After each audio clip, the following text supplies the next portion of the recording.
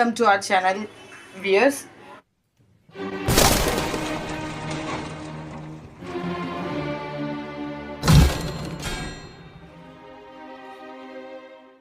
நம்ம இன்னைக்கு இன்னொரு ரெசிபி பார்க்க போகிறோம். அது வந்து சமோசா. ஒரு சிம்பிளான சமோசா எப்படி பண்ணுறது பார்க்கலாம். அதுக்கு ஃபஸ்ட்டு நம்ம உருளைக்கிழங்கு எல்லாத்தையும் குக்கரில் அவிய போட்டுரும். சமோசாவில் உருளைக்கிழங்கு அண்ட் க்ரீன் பட்டாணி, பச்சை பட்டாணியை வச்சு நம்ம பண்ண போகிறோம். இப்போ பச்சை பட்டாணியும் கொஞ்சம் இதில் சேர்த்து குக்கரில் நம்ம இப்போது 3 விசில் விட்டு எடுக்க போகிறோம்.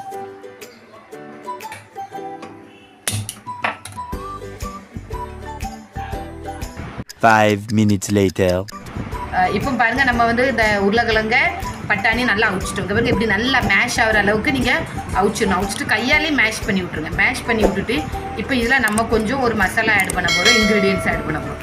என்னதுனாக்கி இங்கே பாருங்கள், இதில் நான் வந்து கொஞ்சோல கரம் மசாலா வச்சுருக்கேன்.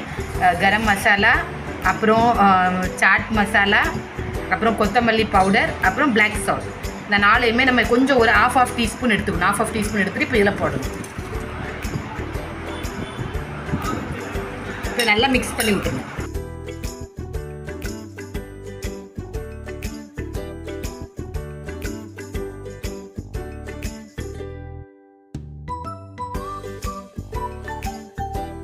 கொஞ்சோல உப்பு, டேபிள் சால்ட், அது கொஞ்சோல போடணும். நம்ம ஆல்ரெடி பிளாக் சால்ட் போட்டதுனால டேபிள் சால்ட் கொஞ்சோல ஆட் பண்ணணும்.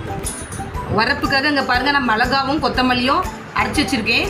இதை அரைச்சி வச்சதை ஒரு டீஸ்பூன் இதில் அப்படி போட்டுடணும். எல்லாம் மிக்ஸ் பண்ணதுக்கப்புறம் இதை திரும்ப மிக்ஸ் பண்ணி இது நம்ம ஸ்டஃபிங் பண்ணி ஃப்ரை பண்ணி எடுத்துக்கணும். இப்போ நான் வந்து ஸ்டஃபிங்காக மாவு நல்லா பிசைஞ்சு வச்சுருக்கேன். நீங்கள் மைதா மாவு இல்லைன்னா சப்பாத்தி மாவு, கோதுமை மாவு, நீங்கள் எதுனாலும் எடுத்து நல்லா அப்படி ரொட்டேட் பண்ணி நல்லா ரவுண்டாக பண்ணி வச்சுக்கிடுங்க. அதுக்கப்புறம் இப்போ நம்ம ஸ்டஃபிங் பண்ணதுக்கு இதை ஸ்ப்ரெட் பண்ணுவோம். இப்போ நம்ம பாருங்கள் வியூவர்ஸ், இதில் ஸ்டஃபிங் பண்ண ரெடியாக வச்சுருக்கு. இப்போ நான் ஸ்ப்ரெட் பண்ணி வச்சுருக்கேன். இதே மாதிரி சின்ன சின்ன இதாக பண்ணுங்கள். அப்போ தான் சமோசா வந்து கரெக்டாக அந்த ஸ்டஃபிங்ஸும் நல்லாயிருக்கும், இது பண்ணுறதும் கரெக்டாக இருக்கும்.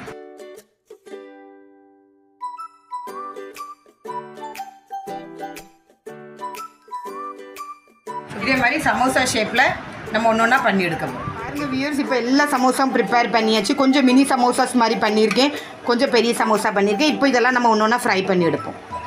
எண்ணெய் சூடாயிட்டு இப்போ இது வந்து எண்ணெய் சூடானோன்னா ஒன்று ஒன்றா அப்படி எண்ணெயில் போட்டு எடுப்போம்.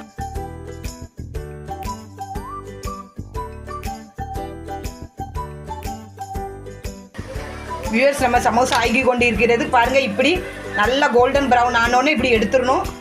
3 பேட்சாக போட்டு எடுங்க. உங்களுக்கு எவ்வளோ பெரிய பொரிக்கான் சட்டி இருக்கோ அத்தனை பொறுத்து நீங்கள் பண்ணுங்கள்.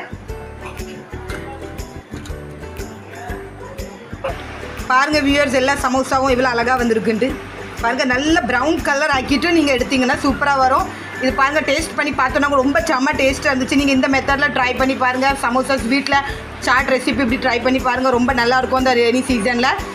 தேங்க்யூ ஃபார் வாட்சிங் மை வீடியோ. இதை ட்ரை பண்ணிவிட்டு கமெண்ட் பண்ணுங்கள். Share, subscribe and comment.